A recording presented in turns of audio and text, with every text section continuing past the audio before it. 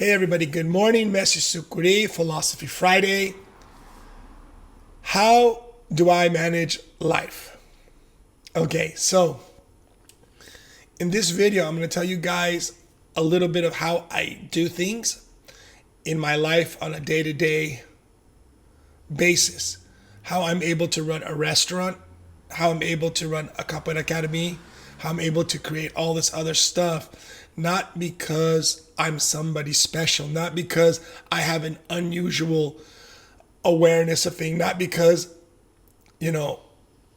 anything except for one word that I'm going to share with you guys today is a word that I think we need to talk about a lot more in the Capoeira world. And when I say this word, it might offend people, but I'm not trying to offend people. I'm trying to put out there in clear, concise, easy to understand fashion. Okay.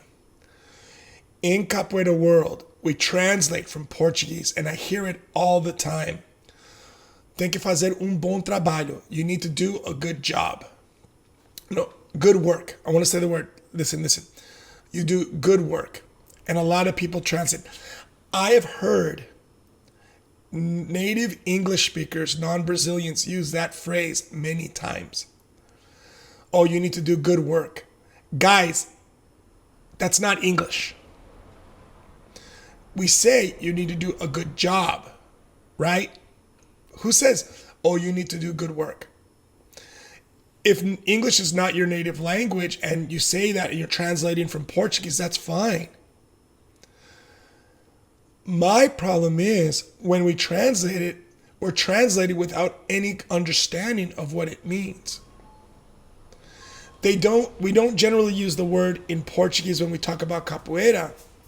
We say faz bom trabalho, or do a good job, do a good work, or ele faz bom trabalho, he does a good work.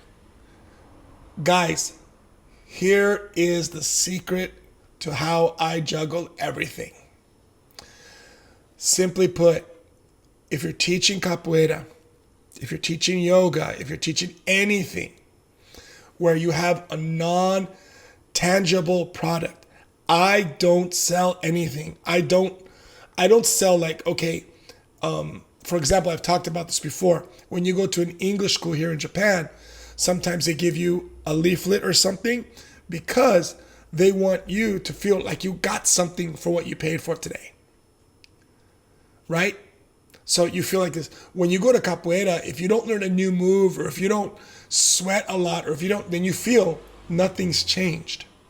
And a lot of people quit things like capoeira or other, we call non-tangible or things you can't touch because they don't feel any improvement or they don't feel any value coming back to them.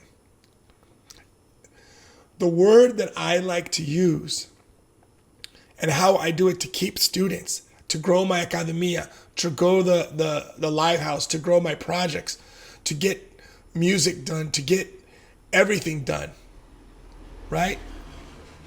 Professionalism.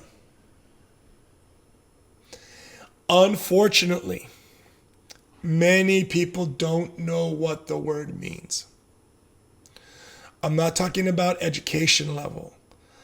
In my experience, a lot of people don't know what the word professionalism means. We have we have the Me Too movement. A lot of people say there's a lot of sexism and sexual harassment in capoeira. That's not professional. If you're doing that stuff, it's not professional. We should be in a world, in an industry as capoeira, where regardless of your sexual orientation, you should feel welcome and confident in capoeira. It's called professionalism. I run a restaurant. There's people who come in, secret, man. There's people who come in and I personally don't want to deal with regular customers once in a while. Not a lot, once in a while, but I have to be professional. Hello, welcome. Can I get anything for you? It's called professionalism. You got to leave your personal feelings to the side. Yes, capoeira is a very personal thing. Yoga is a very personal thing. But there's also professionalism. Why? Because these people are paying money. They're your clients. Remember, check out my video on student-client relationship, right? To be professional has very simple things. I know it sounds like a simple word, but it's actually even more simple. Show up on time. Don't make excuses.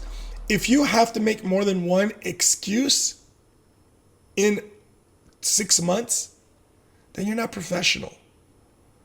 2-3 times that you're late in a month or in 6 months, you're not professional. Honestly, I'm going to toot my own horn here. I grew up Mexican American, you guys know.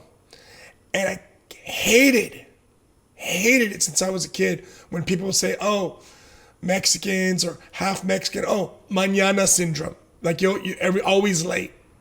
Growing up with people who don't respect time.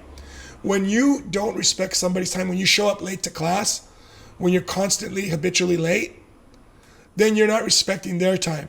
More than that, it shows a lack of self-respect. Unless you're like a doctor teaching capoeira and you just got out of an operation because you saving people's lives or something, or you're working in the healthcare system where we have people right now we really need. How are you going to be late? I'm not talking about the corona pandemic right now. I'm talking about before and how you're going to act after. Okay? Right now we're in a crazy state, I understand. But generally, if you're teaching online, don't be late. How can you be late when you're already at home? 1 minute, 2 minutes, you're getting stuff ready. Sometimes the internet doesn't work well. I understand. But when you're habitually late, you are being unprofessional. When you show up to class and when you teach, don't just teach up the top of your head. Have a plan.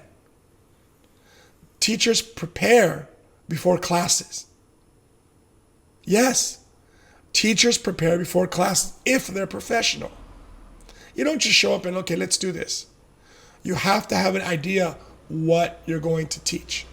Doesn't have to be super big, ready to go. As capoeira teachers, I've been teaching 20 years, so I can think of what I want to do in 2-3 minutes.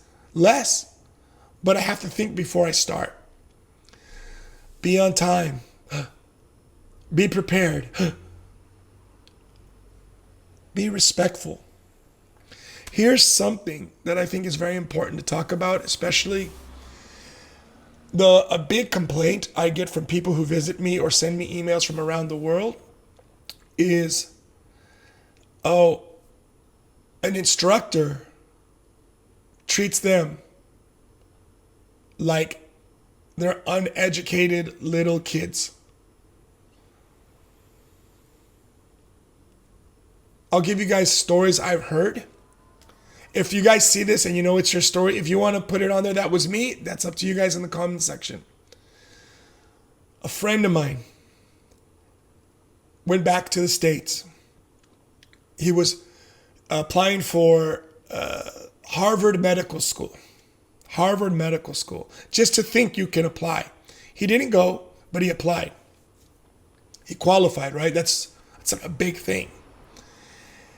And while he was training capoeira, and which eventually led him to quit capoeira, was the lack of respect for the students.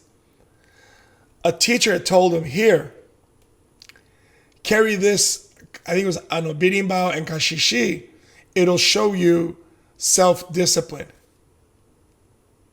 It will show you self-discipline. How do you talk to a person who is applying for medical school at Harvard, who has in many situations, talking to people with PhDs, talking to people who are professionals. I've got amazing students. I got people who are so smart. I had to learn I cannot talk to them down. I have to talk to them up, right? To be professional, you need to remember that there are other professional people taking your classes. And you have to respect that their level in life and their level of, I can't yell at the adults the way I yell at the kids. The kids, I'm like, guys, stop messing around. Always when somebody messes around, I literally say to the kids, if you're messing around and you're not doing it right, If you get hurt, don't cry. I'm not a babysitter. I'm a capoeira teacher. And anyone who's been here knows it's not because I think that's the right way to do it. That is the right way to do it. I'm also the first one to go to the parents and say, okay, today your son or daughter did this. I need to communicate to you because I'm a professional. This is not a babysitting location for me. But I got to it by being professional.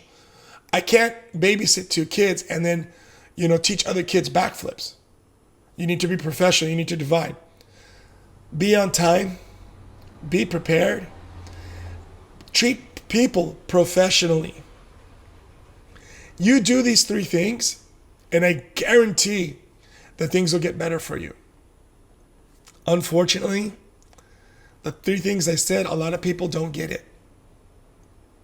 Philosophy Friday, I'm putting it out there. I'm not talking down to people, but there's a lot of people who just don't get it. And when you've done what I've done for 20 years, you'll see how hard it really is. One of my favorite things is people say, oh, but you do what you love, so it's not like work. Then you don't know what work is. You don't know what it is to be professional. You don't know what it is to do a good job. By having self-respect in what you do means you're going to treat other people with respect.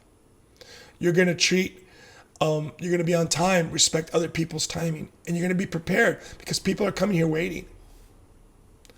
So my thoughts. If you want to say something, put it in the comments. I'd be happy to respond. I'm not yelling about any one person.